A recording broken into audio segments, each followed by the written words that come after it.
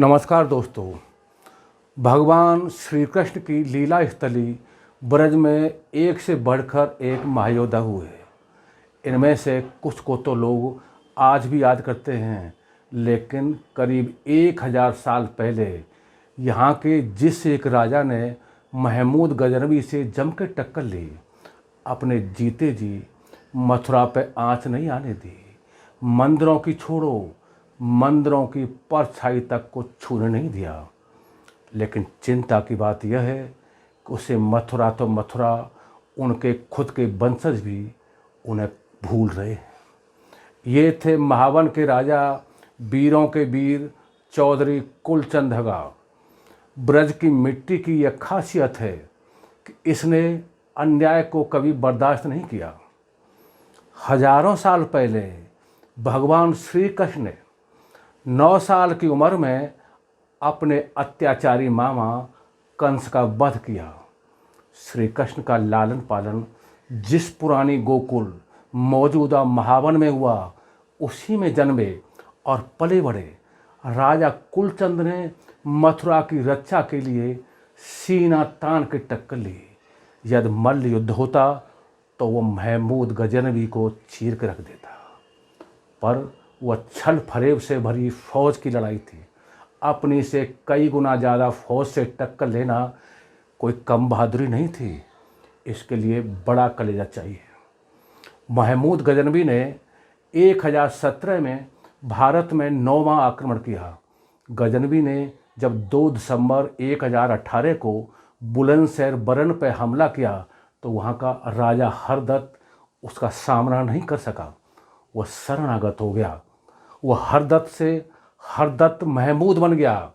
लेकिन महावन के राजा की रगों में दूसरा ही खून दौड़ रहा था, जो हर जोर जुल्म से टक्कर लेने के लिए उद्यत था।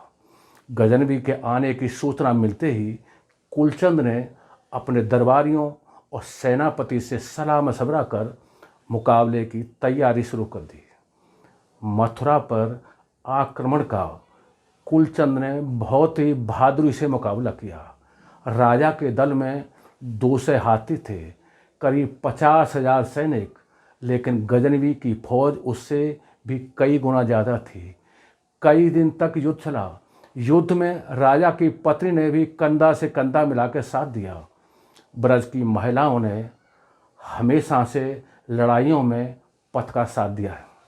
जब पतियों पर तलवार होते थे तो महिलाओं पर भाला या अन्य कोई हथियार।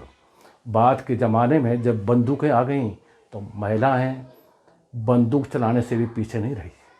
खैर, युद्ध के दौरान किसी कारण से राजा की सेना में भगदड़ मच गई। सेना भागने लगी तो राजा को लगा पराजय निश्चित है, तो वह दुश्मनों के हाथ आने से पहले उन्होंने अपनी बेहद खूबसूरत पत्नी की तलवार से हत्या की।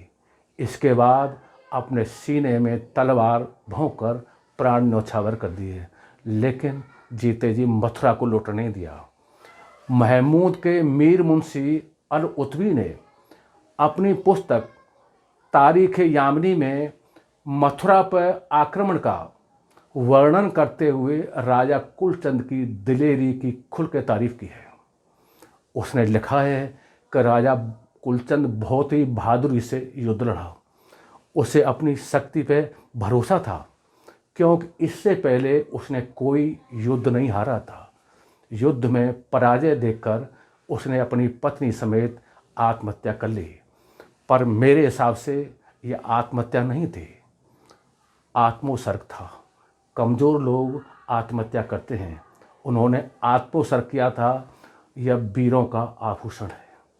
इतिहासकार कमरपाल सिंह ने अपनी पुस्तक पांडव गाथा में लिखा है कि राजा कुलचंद राजा हगमास के वंशज और जाटों की यदुवंशी शाखा के हगा गोत्री थे, जिन्हें अग्र या चौधरी भी कहते हैं। वह दिल्ली के सम्राट जयपाल तोमर के रिश्तेदार थे। वह पूरे ब्रजमंडल में सबसे शक्तिशाली थे। उन्होंने अपने जीवन काल में कुल 32 युद्ध लड़े, जिनमें से 31 में वे जीते। मथुरा एक गजेटियर फाइल जाने माने साहित्यकार रांगे राघव की पुस्तक महायात्रा गाथा और राकेश कुमार आर के शोध प्रबंध भारत में 1235 वर्षीय स्वतंत्रता संग्राम का इतिहास में भी राजा कुलचंद की बहादुरी की जमकर तारीफ की गई है। इन पुस्तकों के अनुसार गजनवी के आक्रमण के दौरान मथुरा बहुत ही समृद्ध नगर था। इसका चारों ओर से परकोटा था, 2 प्रवेश द्वार थे, नगर में सैकड़ों मंदिर थे, बीच में एक बहुत ही विशाल मंदिर था। उसके बारे में महमूद गजनवी ने खुद लिखा है कि इसकी लागत 10 करोड़ स्वर्ण मुद्रा से कम नहीं होगी। अब इसे बनवाया जाए तो इसके निर्माण में 200 साल लगेंगे। उसने सभी मंदिरों को तोड़ने और आग लगाने के आदेश दिए। 20 दिन तक शहर की लूट होती रही। महमूद के हाथ 5 बड़ी सोने की मूर्तियां लगीं। इनमें से एक सोने की मूर्ति का वजन 14 मन था। इसी तरह सोने चांदी की मूर्तियों और जवाहरात को वह 100 ऊँटों पर लाद कर गजनी ले गया।